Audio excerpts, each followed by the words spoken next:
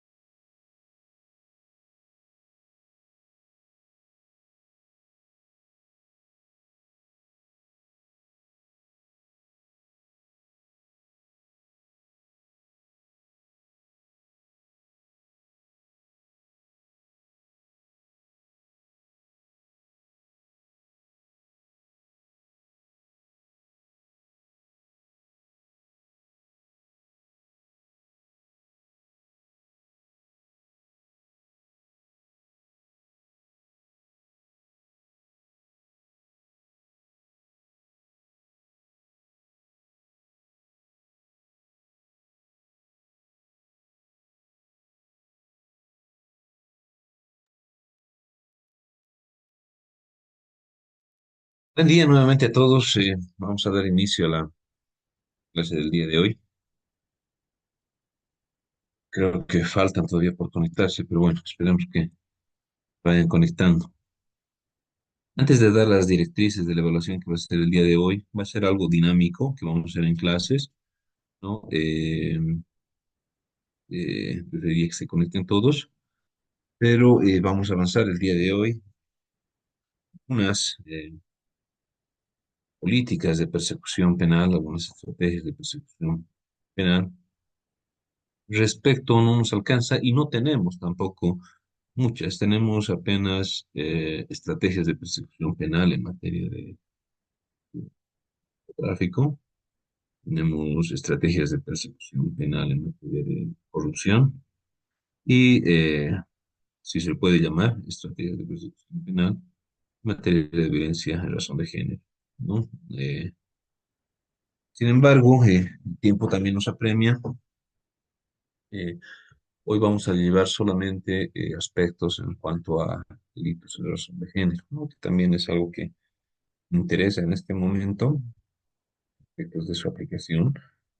Entendemos que muchos no estamos todavía familiarizando con este tipo de juzgamiento. Vamos a ver un poco cómo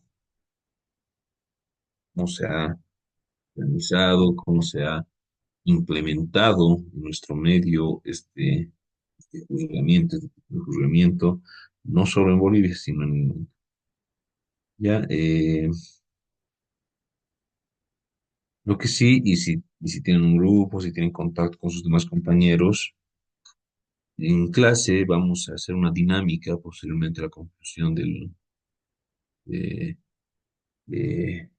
de explicación, ¿no? En los cuales necesito que cada uno vaya a exponer 4 minutitos suficiente. ¿Qué estrategias usaríamos en nuestro medio en delitos en razón de género? ¿No? Pueden ser represivas, pueden ser preventivas, pueden ser relocalizadoras, qué salidas alternativas podemos aplicar, cómo podemos aplicar las sanciones alternativas, medidas de protección, cómo evitar llegar a sentencias, etcétera, etcétera, etcétera, ¿no? Entonces, todas las estrategias que hemos visto, las sugerencias que hemos visto en términos generales, ahora aplicarlo a la práctica, ¿no? Ya se ha visto en redes sociales, en noticias, etcétera, de que tenemos una ley 348, muchos la tachan de que sería una ley que no está bien realizada, otras incluso lo han querido comparar con un derecho penal del enemigo, ¿no? En el cual el enemigo es el hombre, ¿no? Cual, en palabras de Jacobs, ¿no? Alguien que no respeta la norma no puede ser llamado ciudadano, y al no ser ciudadano debe ser incluso tratado como un animal, ¿no? El cual no tiene derechos, no tiene garantías. En tal sentido, inclusive puede aplicársele a muerte, dice, ¿no? Jacobs, ¿no? Entonces, si bien estamos a ese nivel, pero ya se quitan eh, bajo, bajo parámetros de una protección forzada, de una eh, de un sector de vulnerabilidad, eh, dicen Robert Alexi, una ponderación de derechos, se vulneran derechos justamente de los sindicados en este caso. Entonces, bueno, les pido vayan preparando cómo vamos a hacer esta dinámica una vez terminada la clase de explicación. Vamos a dar una media hora, 10 minutos de receso y 20 minutos a efectos de que preparen sus exposiciones. Repito, no necesito ni diapositiva ni escrito, solamente una pequeña exposición de cómo aplicaríamos, cómo realizaríamos estrategias de persecución penal o políticas de prevención criminal, políticas de represión también, en materia de en delitos de razón. de género. ¿Ya? Bueno, empecemos.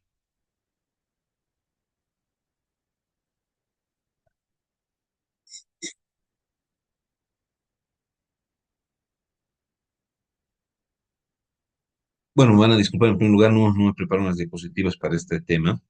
Sin embargo, lo vamos a exponer simplemente. A ver, como bien saben ustedes, hoy por hoy vivimos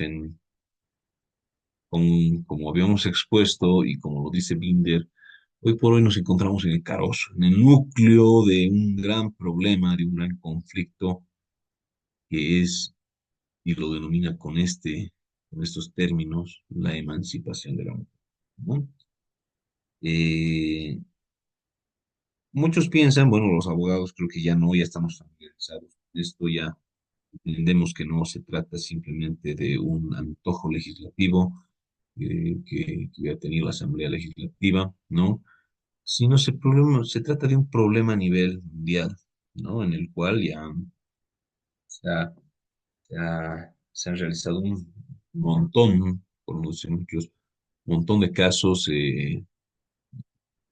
ante la Corte Interamericana de Derechos Humanos, ¿no? Por violaciones, vulneraciones de derechos en cuanto a la libertad sexual, a la integridad física, a la vida contra de mujeres, ¿no? Entonces, este problema de la violencia hacia la mujer no solo sucede acá en Bolivia, es un problema que ha roto fronteras, ha empezado en otros lugares y hoy por hoy nos encontramos enfrentando y recién acostumbrándonos a este tema de la violencia en razón de género y al juzgamiento perspectiva de género, ¿no?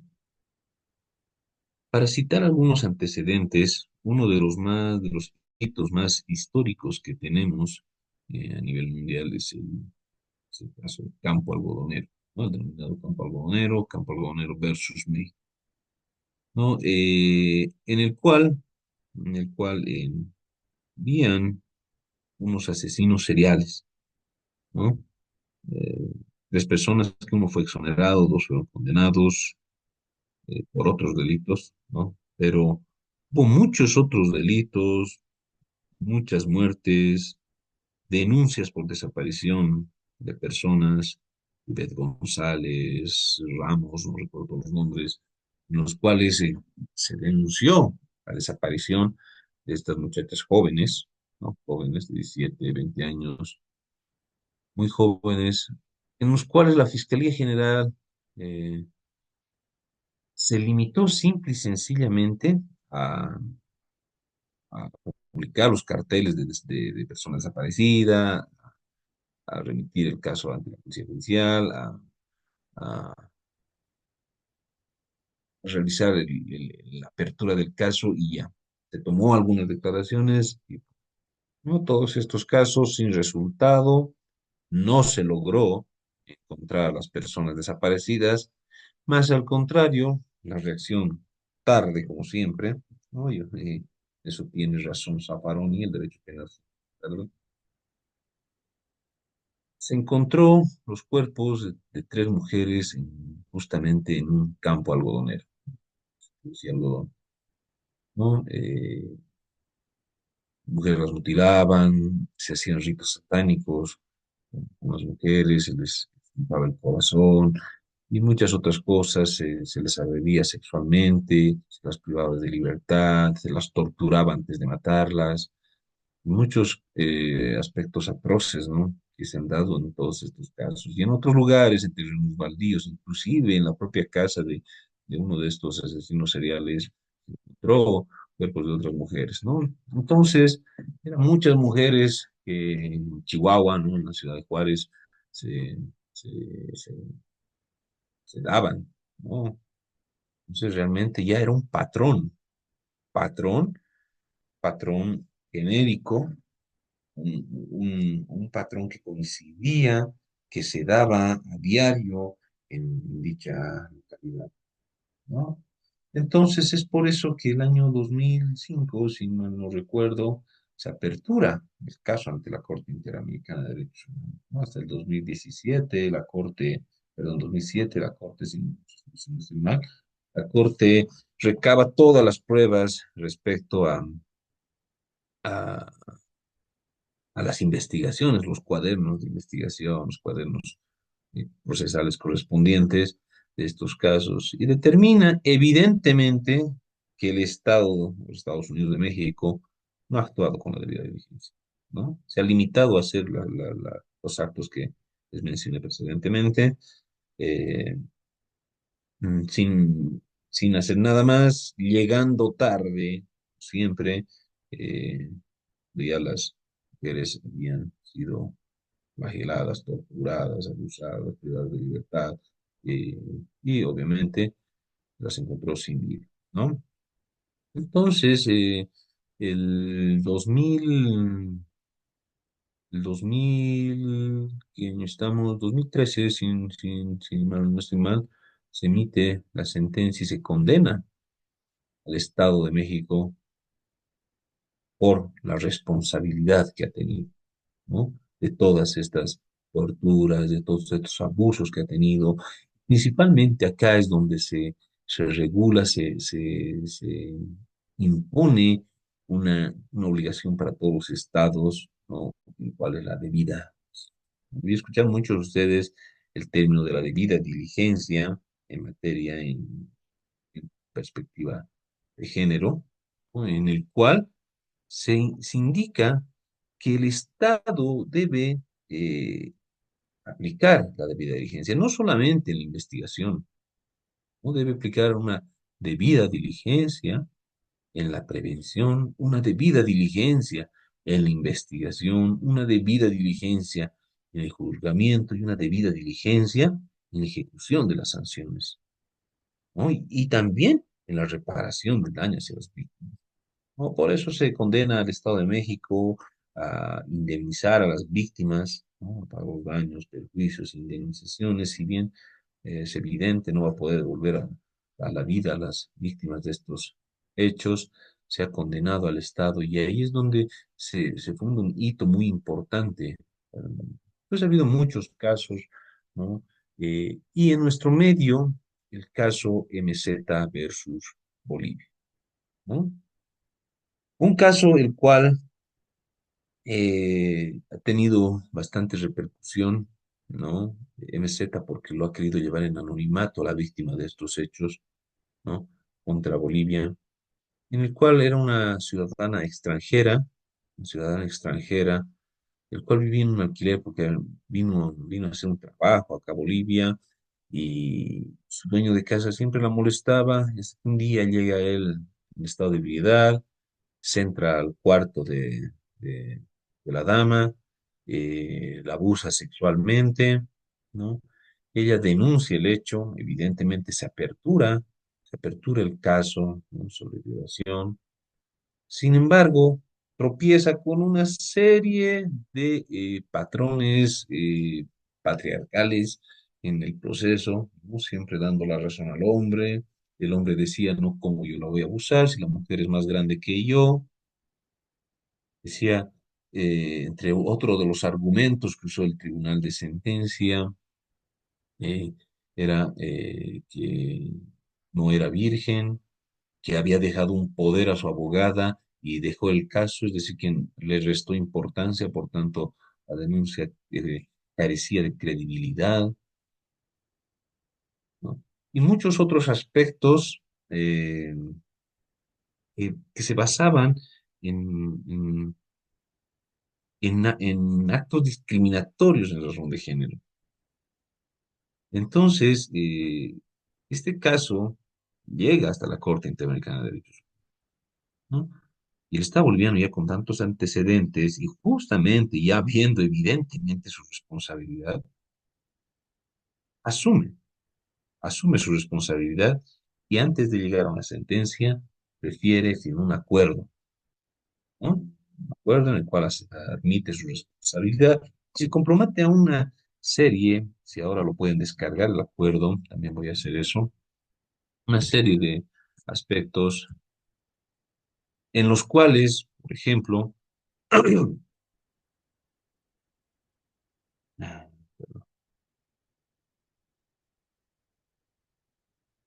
Mientras busco, en el sentido de que se compromete uno a crear una fuerza especial de lucha contra la violencia, a crear una fiscalía especializada que atienda estos delitos en razón de género, a crear juzgados especializados para juzgar delitos con perspectiva de género, se compromete a realizar protocolos para poder juzgar con la debida diligencia y con perspectiva de género, entre muchos otros aspectos, crear dentro de las instituciones, sectores que vayan siempre a- a atender de manera diferente, es decir, con perspectiva de género, por ejemplo, en el IDIF y muchas otras instituciones dentro de la investigación, ¿no? Es por eso que el Estado en ese entonces, a efectos de querer cumplir con esta resolución, ¿no? Dicta la ley 1674 y 15 de diciembre de 1995, ¿no? La ley contra la violencia en la familia o doméstica. Con ello, el Estado boliviano ha pretendido cumplir, ¿no? Cumplir con su compromiso asumido ante la Corte Interamericana de Derechos Humanos, ¿no? Y es por ello que si leemos esta ley, la ley 1674, por ejemplo, en su artículo 1 dice, la presente ley establece la política del Estado contra la violencia en la familia o doméstica, los hechos que constituyen violencia en la familia, las acciones que corresponden al autor y las medidas de prevención y protección inmediata de la vida. Prevención. Constituye estrategia nacional de erradicación de la violencia en la familia, difundirá la Convención de las Naciones Unidas sobre la eliminación de todas las formas de discriminación. Entonces, evidentemente Bolivia ha firmado varios acuerdos, ¿no? La Convención de las Naciones Unidas para la eliminación de todas las formas de discriminación, entre otras convenios y tratados internacionales. Sin embargo, lastimosamente, y esto bajo el principio de pacta sunt servanda y bona fide que rige en materia de derecho internacional, es decir, todo pacto debe ser cumplido y el principio de buena fe para el cumplimiento de los pactos no ha cumplido, ¿no? Ha querido, entre comillas, cumplir con eso, con ese compromiso que ha asumido el Estado boliviano, dictando una ley que ustedes muy bien la han conocido, tal vez algunos que ya están van varios años en el ejercicio, que han tal vez litigado, han atendido esta clase de procesos en materia de violencia en la familia doméstica. No, eh, un procedimiento que establecía evidentemente la violencia en la familia, la violencia doméstica, establecía todas las formas de violencia, cuáles iban a ser las sanciones eran multas y arresto, ¿no? Y lo único que establecía que en caso de que ya el acto era mucho más grave y podía constituir un delito tipificado en el Código Penal, ya eso era competencia de los jueces penales, ¿no? Inclusive hoy por hoy tenemos en el Código Penal, y esto, puntos extra al que me diga el artículo, no tenemos en el Código de Procedimiento Penal un artículo que establece que en caso de violencia uno puede elegir la jurisdicción penal o jurisdicción familiar, ¿no? El arresto, si mal no me acuerdo, era hasta 8 días de arresto, si no estoy mal, la pena máxima, ¿no? Entonces, esta ley, sin lugar a dudas, no cumplía con el compromiso que ha asumido, ¿no? No daba cumplimiento al pacta sunt servanda. De ninguna manera el Estado boliviano podía alegar el cumplimiento de sus compromisos realizados, ¿no? Entonces, bajo este acuerdo que firman dentro del caso Meseta versus Bolivia, recién el Estado boliviano empieza a crear y crea justamente la FELCD, y esto a culminatoria de la SEDA. ¿Qué es la SEDA? Oh, no, perdón, MESEGBI. La MESEGBI es el mecanismo de seguimiento del cumplimiento de los tratados internacionales, ¿no? Justamente en base a estos delitos ¿no? Entonces, MESEGBI eleva su informe y en el cual establece que no se hubiera cumplido prácticamente nada con lo que el Estado boliviano hubiera asumido. ¿no? Y se culmina justamente el Estado boliviano que de una vez de cumplimiento al acuerdo de los compromisos asumidos. Es por ello que posteriormente justamente se promulga la ley 348, se crea la Fuerza Especial de Lucha contra la Violencia, se crea fiscalías especializadas, ¿no? Para la persecución en delitos de son de género, ¿no? Delitos de violencia, ¿no? Y esto estamos hablando del 9 de marzo de 2013, ¿no? Entonces se crean ya juzgados especializados en materia de género, ¿no? Los juzgados contra la violencia hacia la mujer, ¿no? Juzgados de instrucción, juzgados de sentencia. Hoy por hoy, inclusive, según mi criterio, nuevamente estaríamos dando un incumplimiento, porque no es cosa de que el juzgado tenga la denominación de juzgado contra la violencia hacia la mujer, listo y he cumplido.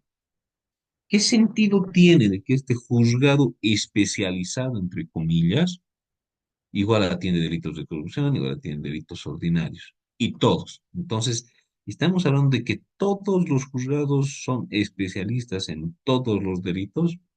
Eso nuevamente hemos entrado a lo mismo. O sea, repito, no porque le vas a poner la denominación, porque al fin y al cabo los delitos de violencia o delitos de corrupción son delitos. Es decir, son materia penal. Entonces, vuelvan nomás a la denominación anterior, juzgados en materia penal, punto.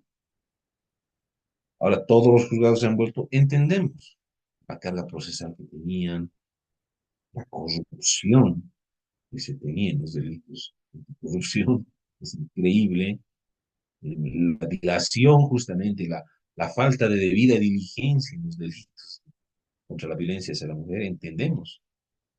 A veces pareciera que los juzgados especializados, más al contrario, de crear esa debida diligencia, de crear o de erradicar la corrupción, la violencia contra la mujer, hubiera aumentado, ¿no? Repito, los juzgados de materia anticorrupción, sin lugar a dudas, lastimosamente, no puedo decirlo, creo que han sido los juzgados más corruptos que ha habido, ¿no? Lo mismo pasa en los juzgados de violencia contra la mujer. Es por eso, evidentemente, efectos de evitar eso, el centralizar, concentrar todo en uno siempre, y lo que pasa con las salas constitucionales también, lastimosamente, ¿no? Entonces, evidentemente, a fin de evitar eso, es lo que ha preferido nuestro órgano judicial, bueno, que todos sean especializados. Así evitamos concentrar la corrupción, la dilación en solo 5 actores, ¿no? Entonces, sin embargo, eso no es la solución. No, no es la solución, y ese es el trabajo de hoy. ¿Qué políticas? Todo, o sea, no solamente se vean en el ámbito procesal, en el ámbito de relocalización, sino vean en el ámbito procesal, ¿no? El ámbito de prevención, el ámbito jurisdiccional mismo, el ámbito de responsabilidad. Lean la ley, perdón, el reglamento de la ley 348, en el cual establece muchas otras vías, las cuales hoy por hoy están, como se dice, de florero, ¿no? Están de adorno, son una bocina de avión, no como dirían otros, es decir, no sirve para nada, ¿no? Entonces, eso es lo que necesitamos ver ahora. Entonces, bajo este acuerdo que firma Bolivia, se crea esta ley, se emite el reglamento, se crean juzgados especializados, la CXB, se crean principios. Hoy por hoy, inclusive, uno quiere realizar una personería jurídica de una asociación, una cámara, una asociación, una sociedad civil, etcétera. Los estatutos, por ejemplo, y todas las normas lo establece, siempre tiene que tener dentro de sus principios los principios establecidos en la ley 348. Es decir, yo redacto mi estatuto. Ejemplo, yo hoy por hoy tengo la calidad de presidente de la Academia Boliviana de Ciencias Penales, es una asociación civil, está conformada como tal ante la Gobernación de La Paz, y los estatutos deben tener los principios de no discriminación, por un lado, y los principios contra la violencia hacia la mujer, ¿no? Estos principios los vamos a poder encontrar en la misma ley 348, ¿no? eh, y en su reglamento, los cuales prácticamente se transfieren, pero hoy por hoy se obliga, ¿no? Por ejemplo, estoy también redactando hoy por hoy los estatutos, los reglamentos de la Cámara Nacional de Turismo, los cuales de igual forma tienen que tener sus estatutos, reglamentos, estos principios dentro de ellos, ¿no? Entonces, ya se ha expandido a todos los sectores a fin de tratar de cumplir con los compromisos asumidos. Pero la pregunta será, ¿realmente se estará cumpliendo? Una cosa es ponerlo, ¿no? Y eso es lo que les decía hace un momento. Muchas veces, al parecer, decimos, ¿no? Esta ley está mal hecha. La pregunta es, ¿realmente estará mal redactada? ¿Será una ley inconstitucional? ¿Será una ley que va en contra de los tratados y convenios internacionales? ¿O su aplicación será errada? Ahí va justamente la pregunta y la respuesta misma. ¿Dónde están los juzgados especializados? Recordemos que el fiscal sí puede actuar y muchas veces lo puede hacer con arbitrariedad, ¿no?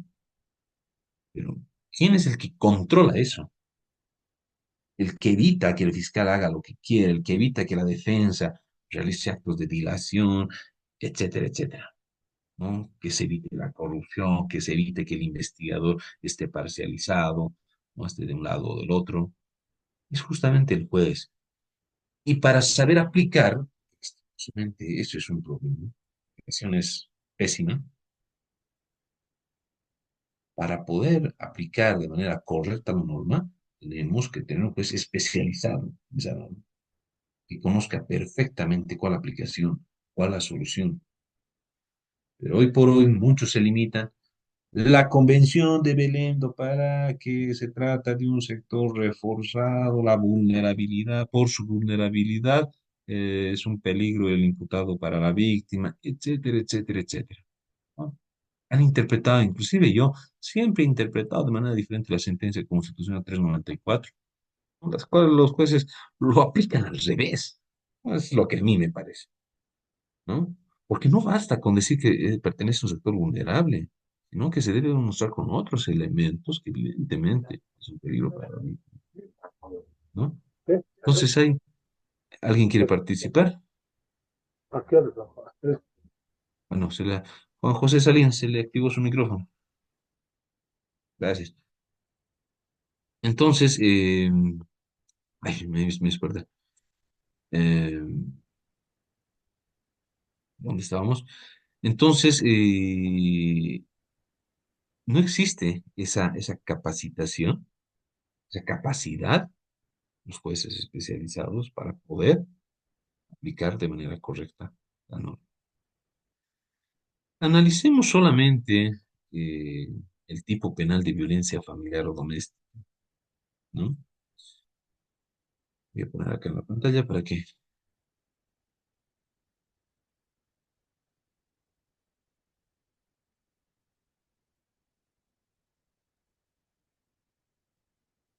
ya.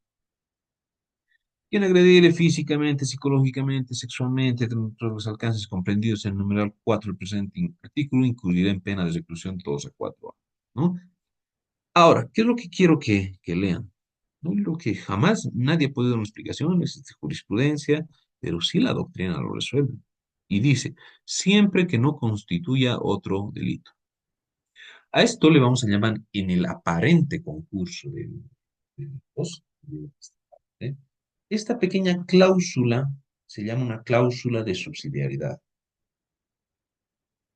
¿no? Una cláusula de subsidiariedad, en el cual, ejemplo, una amenaza, ¿no? Te voy a matar, es el delito de amenazas, se constituye en el tipo penal de amenazas, o estoy equivocado.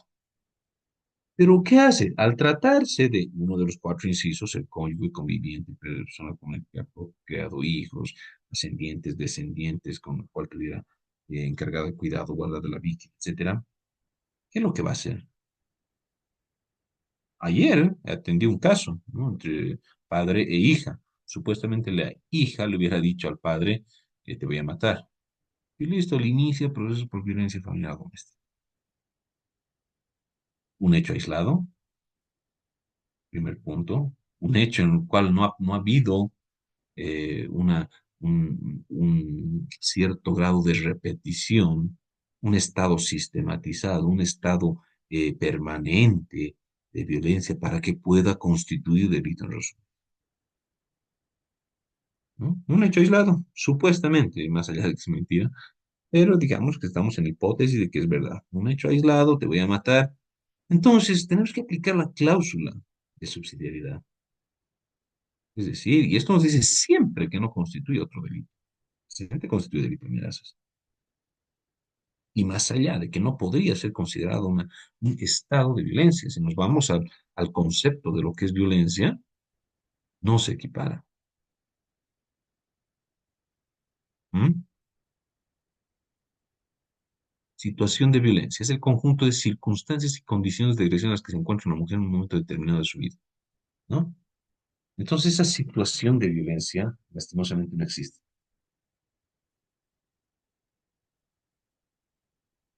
No aplicamos ni siquiera ese tipo penal de manera correcta.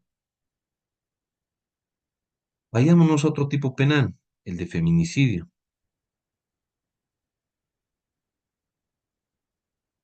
¿Dónde está?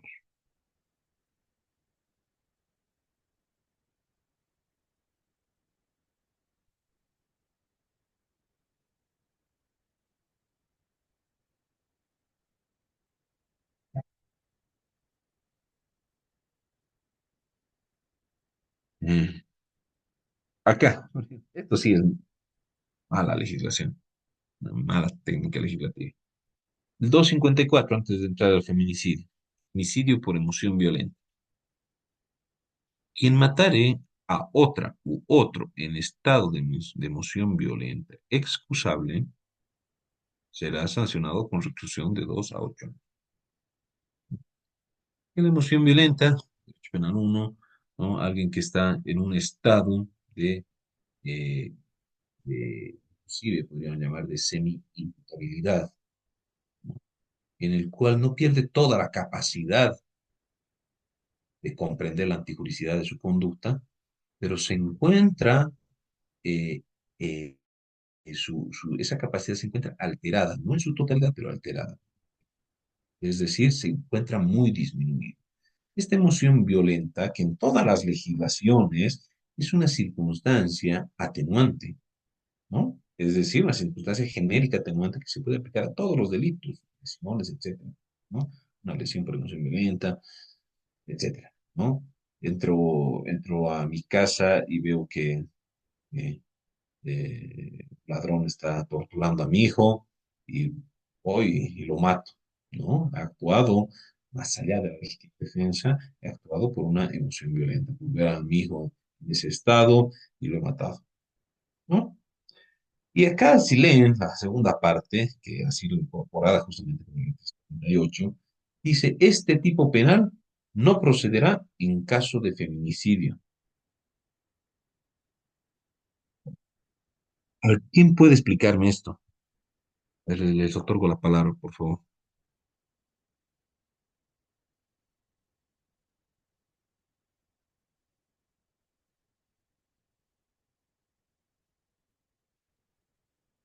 ¿No? Quien matare a otra u otro en estado de emoción violenta excusable será sancionado con reclusión de 2 a 8. Este tipo penal no procederá en caso de feminicidio. ¿A qué se habrá querido referir el legislador?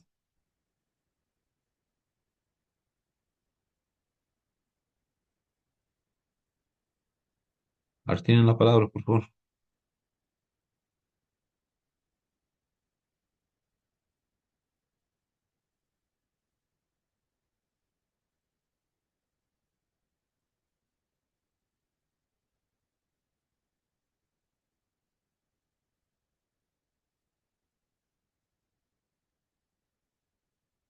Sin miedo. A ver qué le entienden. ¿Creen que ha querido decir el legislador con esto?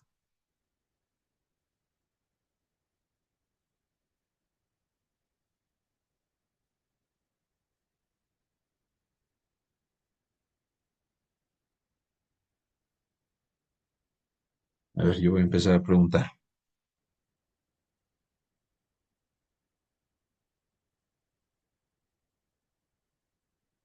Al doctor al azar, David Romero.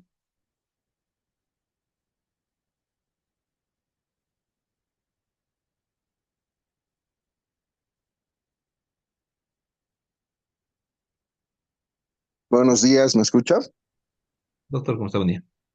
Lo Buenos escucho. días. Bueno, la aplicación de esa excepción de delito que refiere se daba por un antecedente que refieren que antes por un delito contra el honor, por una causal que podía llevarle, digamos, a enervar el carácter de reacción a un hombre, este hubiera podido reaccionar de forma violenta contra la que sería su pareja, su mujer y la otra persona. Entonces, en mérito a eso se cometían anteriormente delitos de esa forma, con la modificación que existe desde el 2013 por la ley 348 sacan esta causal, o bueno, este delito que no es aplicable por esa causa del honor, y se empieza a aplicar, bueno, lo que es la teoría de un delito que es el feminicidio, ¿no?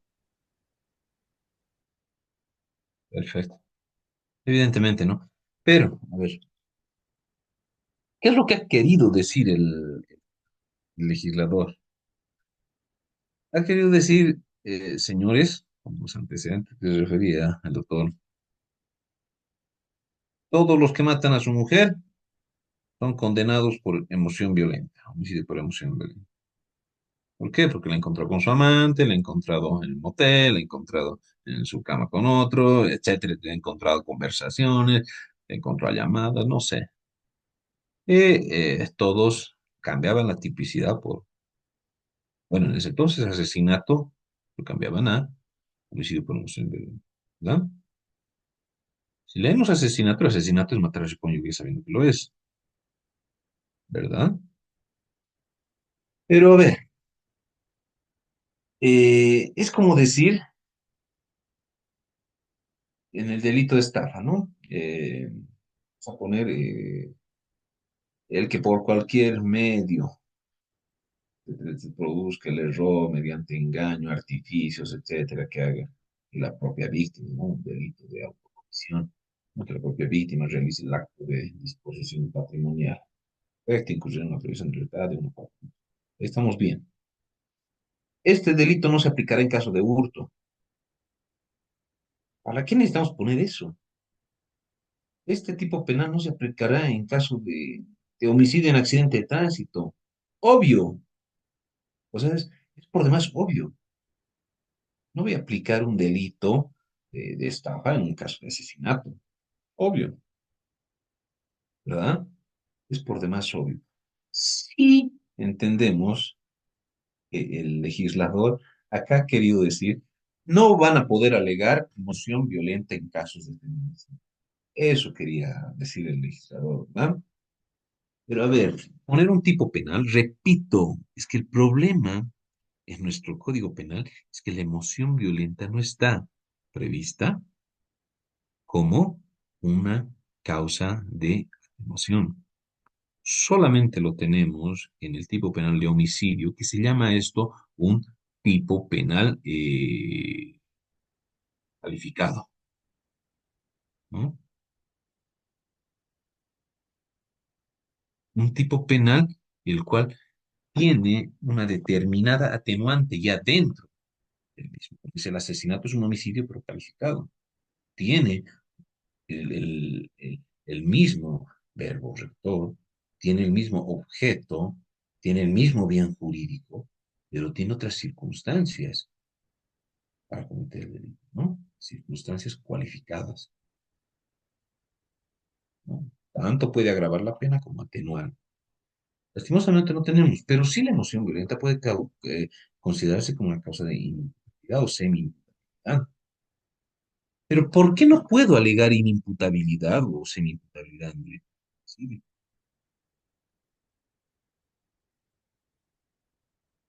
¿ah? Ahora, el tipo penal de feminicidio, lastimosamente, también está muy complicado. Es lo que yo siempre pregunto en las clases. ¿Cuál es la diferencia entre feminicidio y asesinato?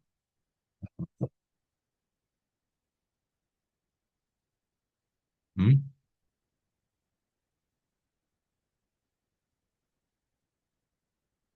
Será sancionado con privación de libertad 30 años que matar a una mujer en cualquier, ¿no? Sea haya sido su cónyuge, idéntico que al asesinato, ¿verdad? Acá este tipo penal, no estamos hablando de delito, porque los elementos del delito, tanto objetivos como subjetivos, son diferentes a los elementos del tipo, objetivos como subjetivos, ¿no? Este tipo penal tiene un elemento subjetivo, el cual es la misoginia, ¿no? El odio a la mujer. Matar a la mujer porque es mujer, por el solo hecho de que es mujer, por odio a la mujer,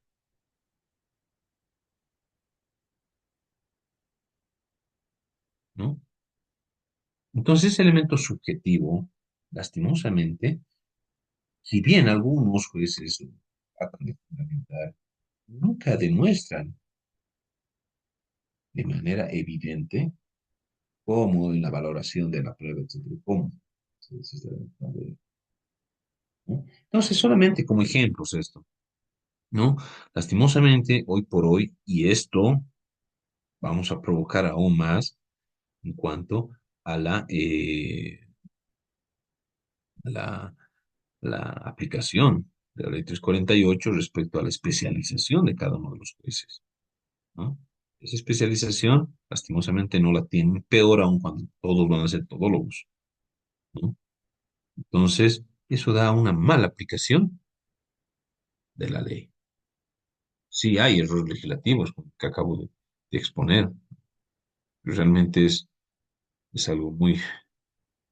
Este tipo penal no procederá en caso de feminicidio, como decía el hurto, no procederá en caso de estafa o en caso de accidente de tránsito, ¿no? Entonces, lastimosamente, eh, eso es una aberración, porque el homicidio por homicidio violenta no es una causa o una circunstancia atenuante, es un tipo penal autónomo. Lo mismo que decir lesiones graves en grado de encubrimiento, otra aberración, ¿no? Bueno, acá vamos a hacer una pequeña pausa, 8 minutos de receso, ya para que tomen un cafecito, y 20 minutos para poder elaborar, esta va a ser la evaluación, como se ha dicho al inicio de la clase, eh, evaluación para este módulo, ¿ya? Vamos a hacer una pequeña exposición de 4 minutos cada uno, ¿ya? En el cual vamos a plantear, por no hemos entrado a detalle ni en la ley 348 ni en su reglamento. Quiero que primero vean ustedes en qué se está errando, qué políticas podemos usar, cómo podemos corregir varias circunstancias, cómo podemos evitar este, esta, esta saturación endémica de la justicia penal en materia de violencia de género, cómo podemos evitar esta situación de acrecimiento de los delitos de violencia, etcétera, ¿no? Pueden hacerlo de manera jurisdiccional, procesal, preventiva, represiva, corrección de materia sustantiva, corrección de materia adjetiva, etcétera. ¿Ya?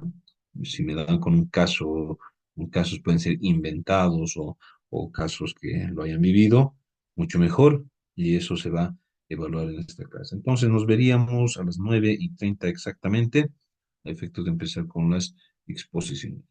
Ya los dejo trabajando en clase, voy a desconectar el micrófono. Ya, muchas gracias.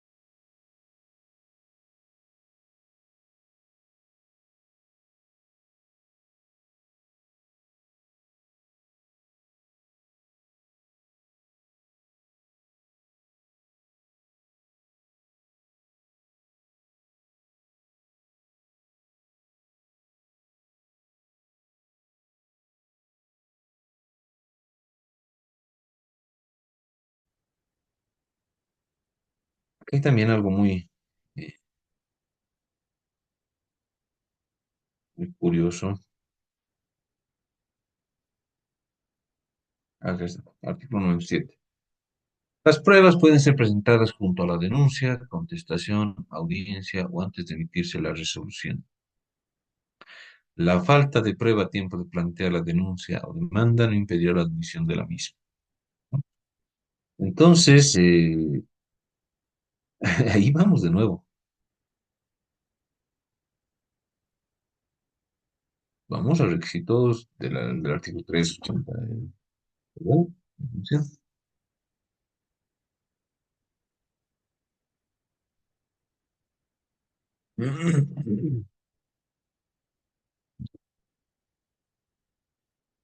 Denuncia 284. De 5 forma y contenido. Entonces, comparemos ambos artículos, veremos si son o no son contradictorios. Entonces, y nótese que todos tropezamos con esto.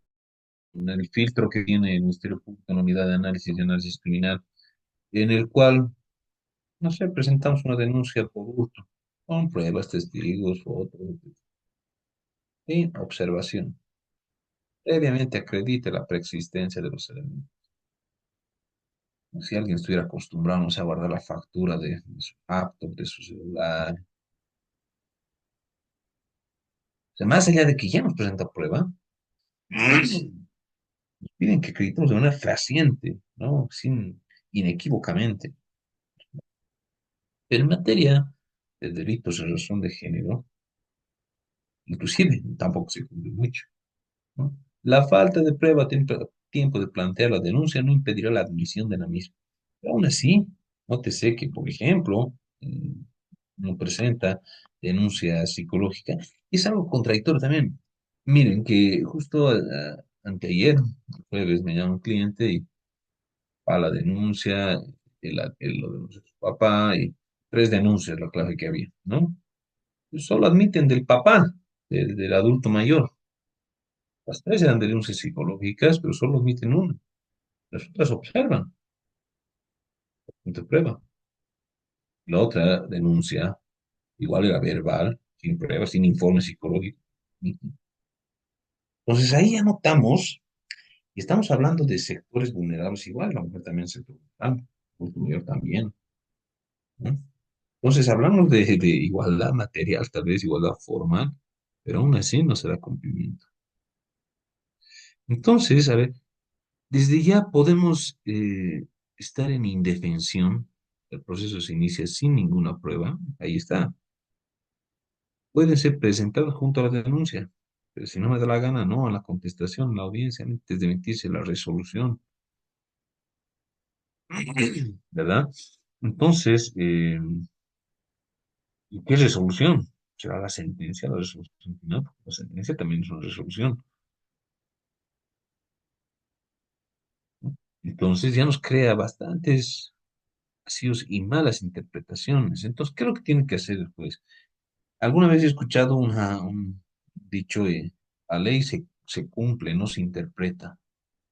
No, no tendríamos libros enteros respecto a la interpretación de la ley penal,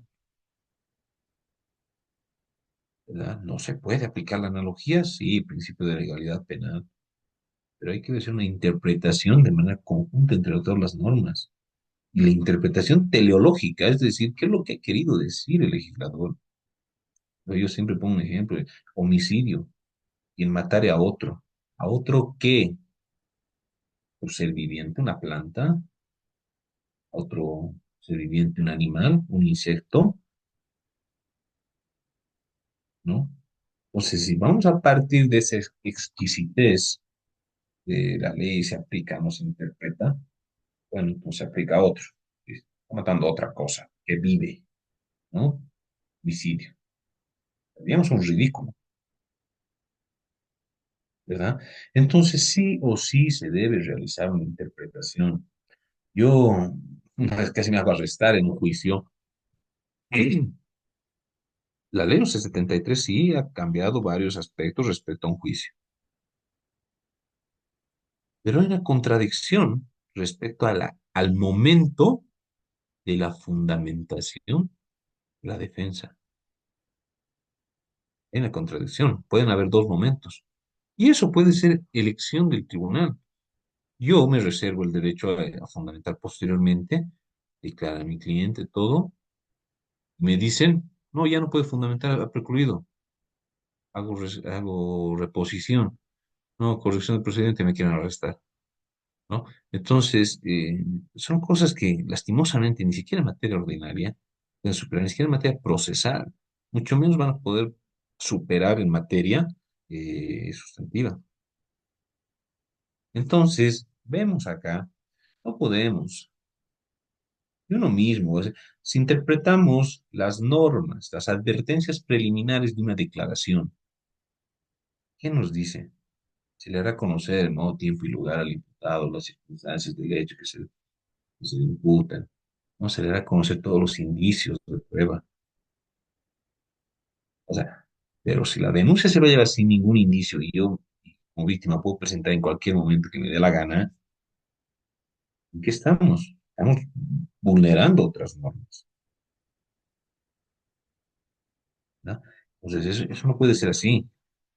Sí, hay normas, sí, perfecto, no se le va a poder denegar, rechazar en primera instancia, se va a admitir, pero inmediatamente pues se le requerirá, se le citará para tomar su declaración, se le, se le hará un informe psicológico que sí, inmediatamente, ¿no? No se le pedirá que la cruz cargue encima de la víctima, sí, perfecto, no se le pedirá la carga de la prueba, pese a que también le corresponde, pero no se le obligará, ¿no? La debida diligencia que vendrá del Ministerio Público va a proponer, se va a citar a lo diferente, sería, se le cita, y hay casos así, ¿no? Para salvar el momento, para obtener la medida de protección, formulan la denuncia, pues se le cita el ID, se le programa la valoración psicológica y simple y sencillamente ni contesta el teléfono, ¿verdad?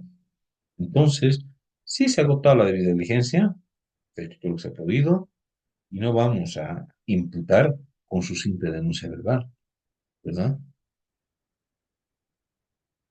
Entonces, eso es lo que pasa realmente en la valoración de la prueba hoy por hoy. Ya hemos explicado también el caso de colega Juan de Dios. Es muy complicado, pero para ello necesitamos fiscales y jueces especializados, ¿no? Si vamos a ser todólogos, vamos a querer aplicar la materia ordinaria en materia especializada, estamos mal. Bueno, muchas gracias por su participación. ¿Alguien más que quiera participar de manera voluntaria? Doctor, buenos días. Doctor Yo Romero, también, adelante, doctor. por favor. Gracias, doctor. Bueno, yo enfocaría el aspecto en políticas de prevención, pero no simplemente para hacer una prevención de la comisión de los delitos, sino también una prevención que establezca el hecho de que no pueden existir denuncias que no reúnen una condición o sean falsas, porque en la mayoría de los casos de 348 denuncias por violencia, que es el caso más recurrente de la violencia psicológica, son abandonados igual por las víctimas, o sea, son dejados. Y amparados en el 94, obviamente el Ministerio Público se tiene que dedicar a presentar obviamente una imputación, una acusación, solamente con la credibilidad que le da a la víctima la ley 348, directamente amparados simplemente en este aspecto. Entonces, esa política de prevención tiene que ir a una modificación de ese artículo y de que también que existan políticas como filtros que puedan establecer qué es una violencia psicológica cumpliendo todos estos pasos. Es decir, una acción típica que obviamente sea repetitiva y que además tenga un efecto. Y eso es lo que no se entiende o por el momento los fiscales no entienden sobre este tipo de acciones. Tiene que llevar a causarle un grave daño, pero en acciones que son cíclicas, como reitero, y que van subiendo, van subiendo, van subiendo, y que llegan a conformar este tipo de violencia. Pero lamentablemente nosotros no podemos ver plasmado esto en la realidad, pues simplemente por algún desentendimiento que existe dentro de la población en una pareja o en un matrimonio o al asesoramiento y ves incluso malo por parte de alguna amistad que tengan hace que ocurra esto. Que vaya una señora o ponga una denuncia y en merced a esta denuncia se le prosiga un proceso en el que después la misma víctima dice que no quería llegar a ese aspecto o simplemente no quería llegar a que se lo enjuicie o se lo saque cuando se hace una medida de protección a su pareja. Entonces, yo enfocaría que se haga esto dentro de una modificación de una medida de prevención, pero en cuanto a las denuncias que se pongan haciendo un filtro correcto y evidentemente continuar con el educar a las personas para desterrar, sí, una política de violencia que puede existir dentro de la sociedad. Gracias. Gracias, correcto. Evidentemente, y también lo teníamos en la anterior participación, aquí eh, retomemos lo que hablábamos de política criminal, ¿no? Cuando todos los demás niveles fracasan, ¿no? La conciliación, el arreglo entre privados, la intervención de un conciliador, otras vías. Cuando todo ello fracasa, recién se debe acudir al último nivel, que es materia penal.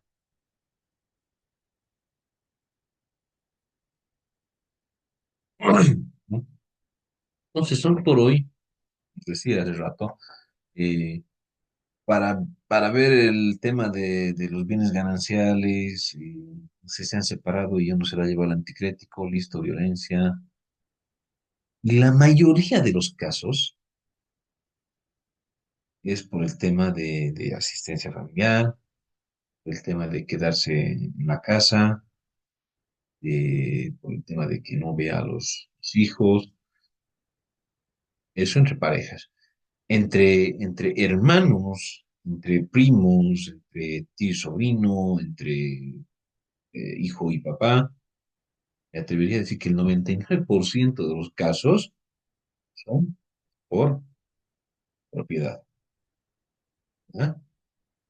99% de los casos son porque uno quiere quedarse con la casa y lo saca con los medios de protección, y, ¿no?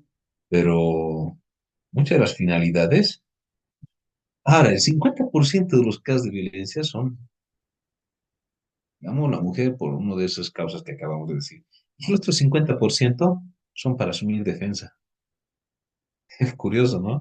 Porque, a ver, el abuelo me metió una denuncia, meto otra denuncia que le ha tocado a mi hija, a mi sobrina, etcétera, y listo, meto primero adentro de él, ¿no?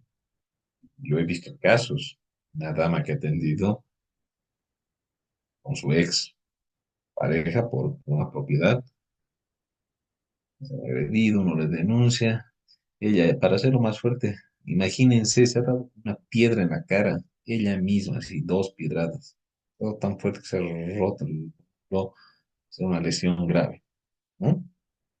Que lo ha ido a denunciar, y listo, ¿no? O sea, uno mismo llega a ese nivel de medio, un poco, hasta, hasta enfermo, creo, autolesionarse a ese nivel para aplicar esta ley. Bueno, son situaciones que ya uno realmente debes de vender. Llega el cliente y dice, sí, nos hemos discutido porque pues, ya llega en estado de ebriedad y bueno, le mandé al diablo. Pero en la denuncia aparece, no, me ha dado con palos, me ha dado patadas en el piso, me han pegado entre todo él y toda su familia. Y uno ve el mostrario fotográfico, evidentemente tiene lesiones, ¿no? Tiene hematomas, tiene una serie de lesiones en las cuales realmente la sacar la mugre, no. Realmente, muchas veces ellos se provocan, ¿no? Entonces, ese nivel que les decía, la, la- la gestión de la conflictividad que hablábamos en las primeras clases, fracasan y, bueno, quiero saltar, no importa si me tengo que autolesionar, pero voy a saltar directamente. Porque si voy a estar en un proceso de divorcio, de existencia de familia, etcétera, no va. Voy directo a ello y que lo saquen de la casa, que le den una asistencia familiar, que el PRI iba a ver a los hijos y listo, ¿no? Todo solucionado, ¿no? Entonces, evidentemente, y 94 realmente es preocupante, la ley 348 eh, admite todo y niega todo al imputado también, ¿no? Ahora sí, como una política, esto es lo que Luigi Ferrajoli denomina la barrera, una barrera, este último nivel, ¿no? Hay que crear una barrera, la desestimación, rechazo de casos.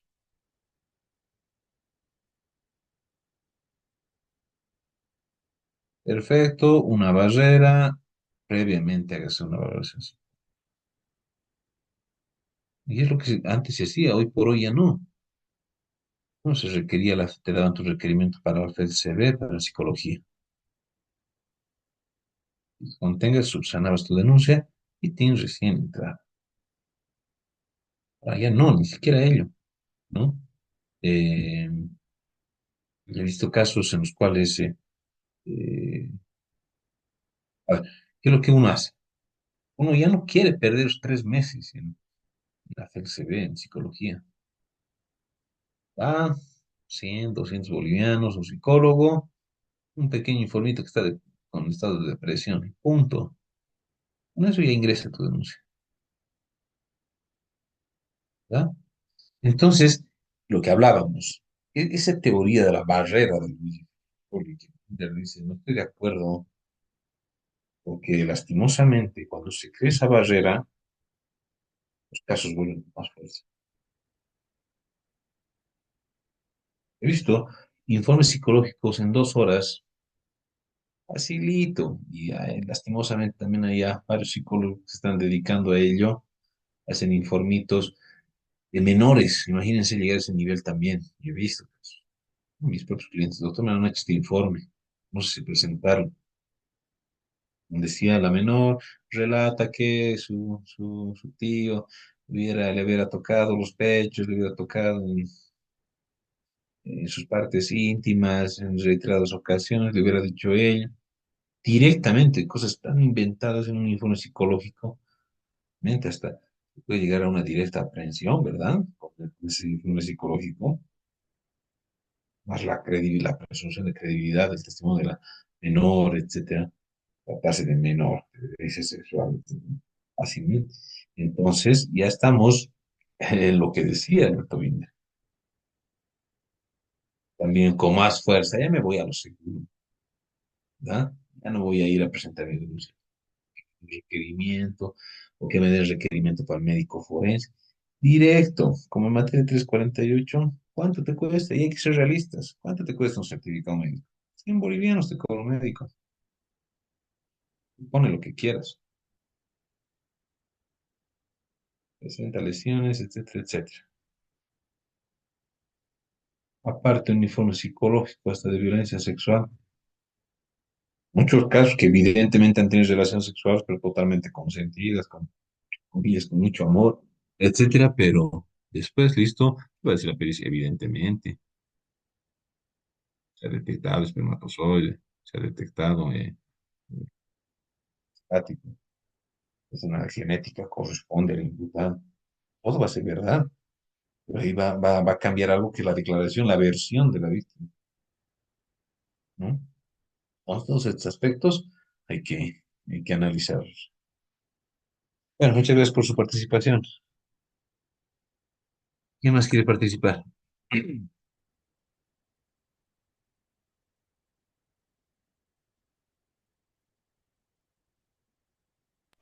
Doctor, Adelante, otro. sí, bueno, Le desactivo su micrófono.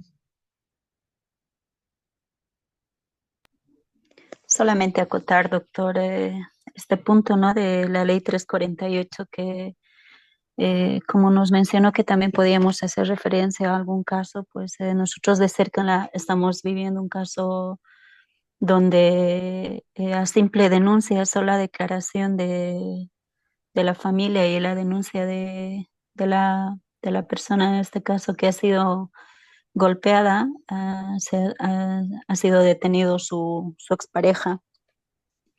Entonces, solamente porque la ex esposa pues no aceptaba que su esposo, pues, o, bueno, su ex esposo mantuviera otra relación con otro tipo de pareja después de aproximadamente 4 años vivir separados.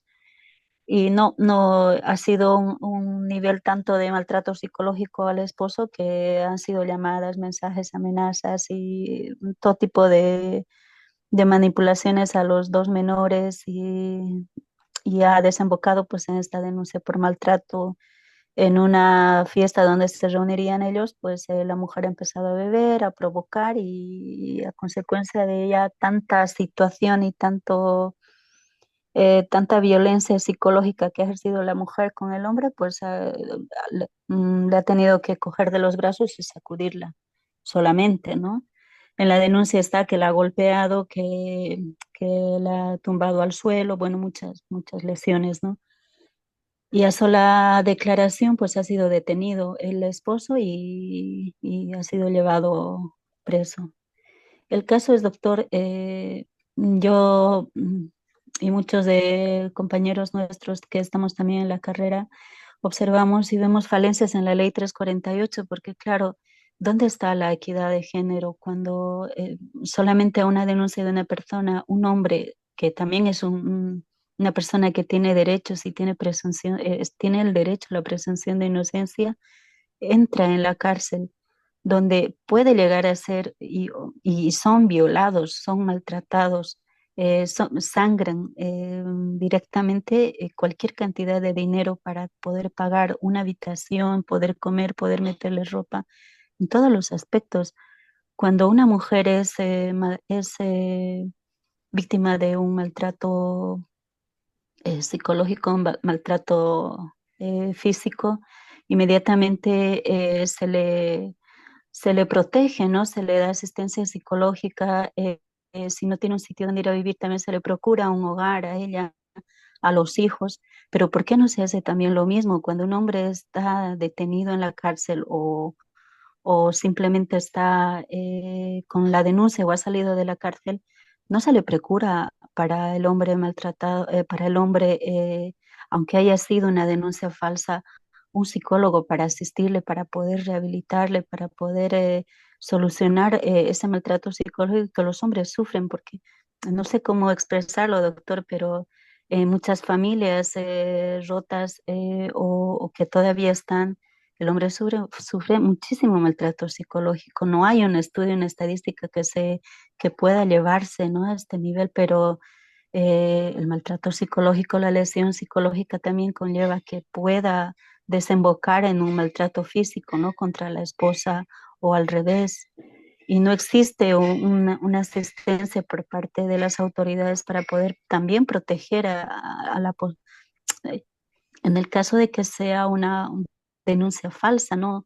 El hombre no está protegido en ningún aspecto, por eso es que yo pienso que la ley 348 tendría que eh, recibir o tendría que modificarse muchísimas cosas, porque desde todos los puntos de vista no es una ley que proteja a ambas partes, es una ley que crucifica al hombre directamente a sola denuncia verbal. No existe, no tiene derechos. Y todo lo que sufren los recintos penitenciarios donde está, pues no, no lo defiende nadie, doctor.